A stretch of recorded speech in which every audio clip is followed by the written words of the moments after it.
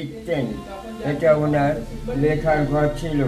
সামনে চেয়ারটা লক্ষ্য রাখুন, চেয়ারটা বসতেন, টেবিলে খাতা রাখতেন।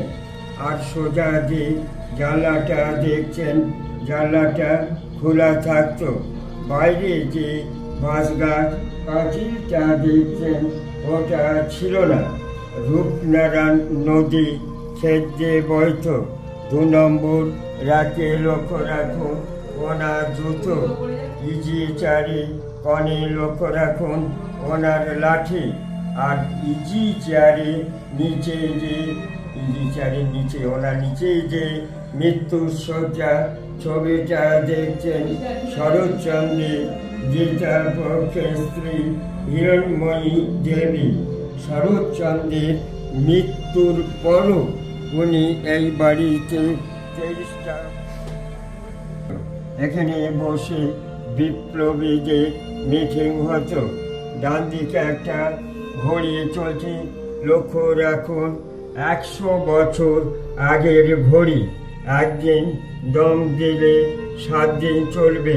কনে লক্ষ্য রাখুন, ওটা গড়গড়া তামা খেতেন। তার পাশে ওটা ভালসেট রেডিও।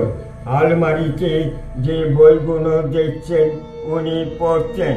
আর ওই সাদা ফ্রেমের পাশে যে বাঁধানো ছবি, শরৎচন্দ্রের নাতি নাত বইয়ের ছবি। ওনারা কলকাতা কসবায় থাকেন। আয়নাটা লক্ষ্য রাখুন, ওটা সেই সময় বিজ্ঞান কাঁচের আয়না। আর এই সোফাটায় উনি বসতেন। এটা চিকিৎসা ঘরণী বিনা পয়সায় গরিব দুঃখীদের হোমিওপ্যাথি চিকিৎসা করতেন। চরকা রয়েছে লক্ষ্য রাখুন, হাওড়া জেলা কংগ্রেসের প্রেসিডেন্ট ছিলেন।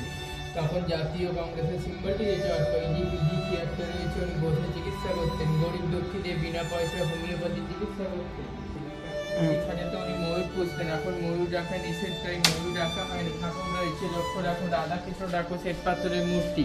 চিত্তরঞ্জন দাস যখন দেশের উদ্দেশ্যে অ্যারেস্ট হয়ে গেছিল, ওনাকে দিয়ে গেছিলেন। সেই ঠাকুরটা আজ নিত্য পুজো হয়। চিত্তরঞ্জন দাসের বাড়ির ঠাকুর আলমারিতে ওষুধ